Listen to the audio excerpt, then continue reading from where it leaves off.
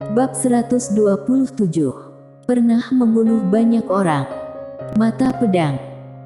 Saat Mileye membuka matanya, dua berkas cahaya pedang keluar dari rongga matanya seperti dua sambaran petir. Dalam sekejap, puluhan prajurit di depannya langsung tersambar dua berkas cahaya pedang itu. Langsung hancurkan. Dan hampir 100 prajurit yang tersisa langsung terluka parah oleh dua berkas cahaya pedang ini. Mileye tidak berhenti, maju ke depan dengan pedang keindahan spiritual di tangan. Yang harus dia lakukan sekarang adalah menunda waktu untuk wanita berbaju linen dan lainnya. Bunuh. Mileye bergegas dengan pedangnya. Kemanapun dia lewat, kepala seseorang akan jatuh ke tanah. Dengan munculnya Mileye, semakin banyak prajurit di kota bergegas menuju sisi ini. Di luar kota, wanita berbaju linen tiba-tiba berkata, "Ayo." Suara itu jatuh, 12 orang itu langsung mengendarai serigala hitam dan bergegas keluar. Kecepatannya sangat cepat. 12 orang bergegas ke dalam kota seketika dan langsung pergi ke kamp militer. Melihat adegan ini, para prajurit yang mengelilingi Mileye tiba-tiba bereaksi. Ekspresi salah satu jenderal berubah dan buru-buru meraung, "Kembali ke kamp. Cepat kembali ke kamp." Segera, beberapa prajurit mundur dengan panik. Namun, kecepatan mereka tidak secepat wanita berbaju linen dan lainnya. Dalam waktu kurang dari 10 tarikan napas, wanita berbaju linen dan lainnya sudah bergegas ke kamp, dan pada saat ini, ratusan prajurit elit telah berkumpul di depan kamp. Melihat ratusan prajurit elit ini, ekspresi wanita berbaju linen dan yang lainnya semuanya tampak sangat serius. Meskipun prajurit ini tidak setinggi tingkatan alam mereka, tapi tidak boleh meremehkan lawan. Prajurit memiliki aura membunuh, dan jumlah prajurit banyak, serangan dan pertahanannya teratur, ini sangat sulit untuk dihadapi. Dan pada saat ini, mereka tidak punya jalan keluar. Wanita berbaju linen tiba-tiba menoleh, melihat seorang pria di sampingnya, Hans Ling. Seorang pria bernama Hans Ling tiba-tiba melompat ke udara. Di udara, Hans Ling menggenggam kedua tangannya. Dalam sekejap, aura energi panas keluar dari udara. Saat berikutnya, kedua lengannya benar-benar terbakar langsung. Di udara, sudut mulut Hans Ling terangkat dan tampak mengerikan, "Blazing Flame Falls." Suara itu jatuh, seluruh tubuhnya jatuh dari langit seperti bola api ke arah sekelompok prajurit. Kemanapun Hans Ling lewat, udara langsung terbakar. Pada saat ini, dia menyilaukan seperti matahari yang terik. Teknik seni bela diri alam bumi. Di bawah, ekspresi para prajurit tiba-tiba menjadi ngeri, tetapi tidak ada dari mereka yang mundur. Pada saat ini, di belakang sekelompok prajurit, seorang jenderal tiba-tiba meraung, "Angkat perisai." Swoosh. Ratusan prajurit langsung mengangkat perisai panjang mereka. Pada saat ini, Hans Ling mendarat. Boom!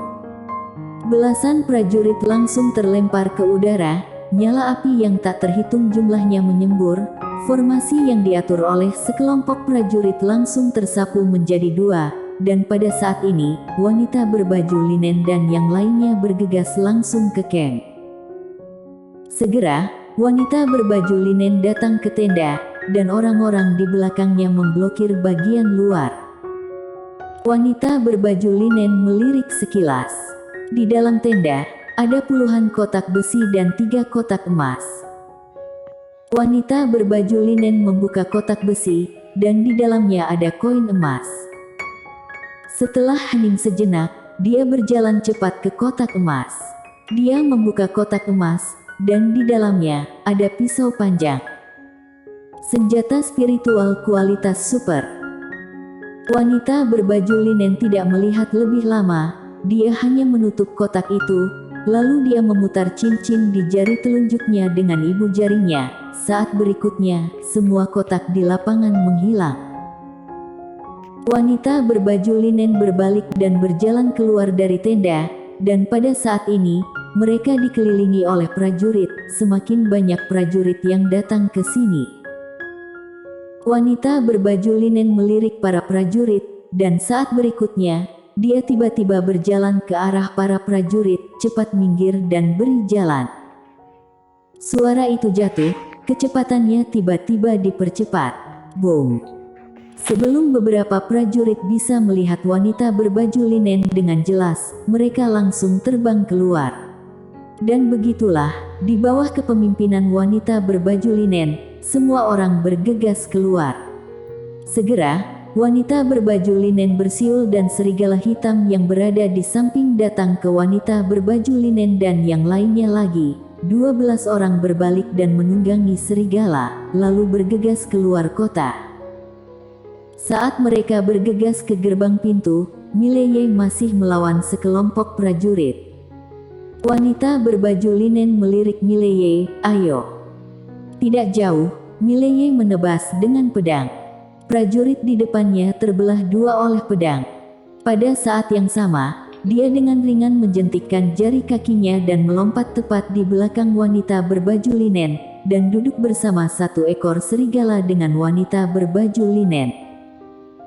Melihat adegan ini, wajah orang-orang di belakang wanita berbaju linen tiba-tiba berubah. Wanita berbaju linen juga sedikit mengernyit, tetapi tidak mengatakan apa-apa, dan langsung mengendarai serigala hitam ke kejauhan. Segera, sekelompok orang bergegas keluar kota, tetapi segera, mereka berhenti lagi, karena ada sekitar ribuan kavaleri besi bergegas ke arah mereka di kejauhan. Kembali bantu. Melihat adegan ini, wanita berbaju linen mengerutkan kening. Pada saat ini, Mileye tiba-tiba berkata, "Masuk ke kota dan pergi dari sisi lain." Wanita berbaju linen berkata dengan sungguh-sungguh, "Kalau begitu kita akan memasuki pedalaman kerajaan Tang." Mileye berkata dengan sungguh-sungguh, "Tidak ada pilihan." Wanita berbaju linen tidak mengatakan apa-apa. Dia menepuk serigala hitam di bawahnya dengan ringan. Serigala hitam berbalik dan berlari menuju kota. Di belakangnya, 12 orang mengikuti dengan cermat. Pada saat ini, para prajurit di belakang mereka telah mengatur ulang formasi mereka. Seorang jenderal memegang pedang besar, menunjuk Mileye dan yang lainnya, meraung, "Hentikan mereka. Bunuh." Prajurit yang tak terhitung jumlahnya bergegas menuju Mileye dan yang lainnya. Mileye tiba-tiba terbang keluar. Saat berikutnya, pedang terbang melewati lapangan, dan beberapa kepala prajurit terbang. Dan wanita berbaju linen juga terbang ke bawah. Dan begitulah, mereka berdua bergabung membuka sebuah jalan berdarah di antara para prajurit. Segera, semua orang menunggangi serigala dan menghilang tidak jauh. Para prajurit itu tidak bisa mengejar sama sekali. Segera, sekelompok kavaleri besi datang ke kota, dan seorang pria paruhbaya berbaju besi memimpin sekelompok kavaleri ke kota. Pria paruhbaya itu melihat mayat-mayat di lapangan, wajahnya pucat. Pria paruhbaya ini adalah Gletwin Pei, komandan 100.000 kavaleri armor hitam, komandan kerajaan Tang yang paling terkenal. Gletwin Pei melihat sekeliling dan berkata dengan dingin, "Segera minta orang selidiki identitas orang-orang ini, beritahu raja, minta dia kirim pengawal pisau hitam untuk membantu, dan juga, segera panggil 30.000 kavaleri besi untuk memblokir perbatasan sekitar, tidak boleh biarkan mereka meninggalkan kerajaan Tang." Setelah mengatakan itu, dia mendongak dan melihat ke kejauhan. Info Deatkem, minta mereka kejar orang-orang itu tanpa tidur. Baik. Di belakang mereka, beberapa orang berbalik dan pergi. Gletwin Pei menatap jauh ke ujung jalan, wajahnya muram dan menakutkan. Kali ini, dia tidak hanya kehilangan gaji militer, tetapi juga beberapa harta yang dikumpulkan, yang sebagian besar adalah senjata spiritual kualitas super. Kerugiannya berat dan tragis.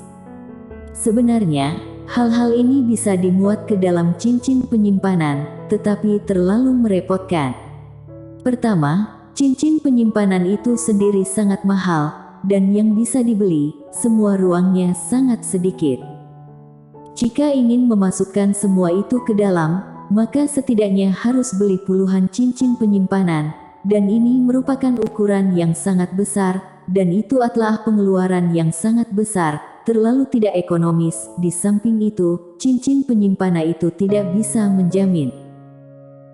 Perlu diketahui, jika cincin penyimpanan itu dipasang pada seseorang, jika orang ini mengalami kecelakaan, apa yang akan terjadi dengan gaji militer ini? Selain itu, tidak fleksibel jika memusatkan semua hal ini pada satu orang. Harus dikejar kembali. Mata Gladwin P. perlahan tertutup. Jika tidak bisa mengejar, konsekuensinya akan sangat serius. Hanya saja dia tidak mengerti dari mana kerajaan Jiang menemukan master alam mahir gaib ini. Semuanya sangat menakutkan. Miley Ye dan yang lainnya berlari sepanjang jalan, dan setelah sekitar 2 jam, mereka memasuki hutan lebat, dan semua orang berhenti. Pada saat ini, semua orang kurang lebih pasti terluka. Miley Ye terluka di sekujur tubuhnya. Kali ini, dia juga melihat kekuatan para prajurit. Para prajurit ini secara pribadi, masing-masing tidak begitu kuat, tetapi saat digabungkan, mereka sangat menakutkan. Jika dia dikelilingi oleh ribuan kavaleri barusan, dia akan mati meskipun dia menggunakan kekuatan bumi. Bisa dibilang, saat kedua pasukan bertempur, bahkan seorang master alam harmoni dewa tidak akan banyak berpengaruh. Kerumunan duduk, dan Miley Ye juga masuk ke dalam kerumunan. Wanita berbaju linen melirik Miley Ye, lalu mengeluarkan cincin penyimpannya sendiri, dan tak lama kemudian, puluhan kotak muncul di depan Miley Ye dan yang lainnya. Salah satu dari mereka membuka kotak penuh koin emas. Mata semua orang tiba-tiba menyala. Namun, tidak ada keserakahan, karena mereka telah melihat dunia. Wanita berbaju linen berkata, 38 kotak besi, masing-masing setidaknya 2 juta koin emas, totalnya sekitar 70 juta. Ada 3 kotak emas, total 8 senjata spiritual kualitas super, masing-masing senjata spiritual bernilai sekitar 5 juta. Hampir 100 juta. Ada senyum di wajah semua orang. Wanita berpakaian linen melirik Miley Ye, setengah milikmu. Semua orang juga memandang Miley Ye. Miley Ye berpikir sejenak, lalu menggelengkan kepalanya. Mari kita bagi secara merata. Bagi secara rata. Semua orang tercengang. Miley Ye berkata dengan sungguh-sungguh, kontribusi semua orang sama. Aku tidak memenuhi syarat untuk mengambil begitu banyak. Mari kita bagi secara merata sesuai dengan jumlah orang. Semua orang tidak berbicara, tetapi saat beberapa orang melihat Miley Ye, ekspresi mereka luluh. Wanita berbaju linen memandang Miley Ye, apakah kamu serius? Miley Ye tersenyum dan berkata, kultivator pedang, tidak pernah curang. Kultivator pedang. Wanita berbaju linen mengangguk, hampir lupa kalau orang di depan matanya ini adalah super master pedang. Setelah hening sejenak, wanita berbaju linen berkata, kamu menarik senjata, kamu harus mendapatkan lebih banyak. 70 juta koin emas, kamu akan mendapatkan 20 juta, senjata spiritual kualitas super, kamu mendapatkan 3, bagaimana? Miley Ye mengangguk, tidak masalah. Segera, semua orang di lapangan selesai membagi hasil rampasan. Kali ini, bisa dibilang setiap orang memperoleh banyak, apalagi 2 di antaranya memiliki senjata spiritual dengan kualitas super yang sesuai. Setelah semua orang membereskan barang-barang mereka, wanita berbaju linen menatap Mileye. Bagaimana sekarang? Semua orang juga melihat ke arah Mileye. Mileye berpikir sejenak, kemudian berkata, kavaleri kerajaan Tang pasti mengejar di belakang kita. Kita tidak bisa mundur, kita hanya bisa maju. Wanita berbaju linen berkata dengan sungguh-sungguh, kerajaan Tang dapat menggerakkan master alam ribuan semesta. Mileye berkata, jangan khawatir, mereka tidak berani. Wanita berbaju linen memandang Mileye, ada orang di belakangmu. Mileye mengangguk, mereka tidak berani mengerahkan master alam ribuan semesta, dan alam harmoni dewa, apa kalian takut? Wanita berbaju linen berbisik, pernah membunuh cukup banyak. Mileye terdiam sejenak, lalu berkata, perkenalkan diri, King Su di kerajaan Jiang, dekan Akademi Changlan, Mileye. Wanita berbaju linen mengeluarkan sepotong roti pipih dan menggigitnya, lalu berkata, benua dewa dataran tengah, keluarga Lu, Jenny Lu.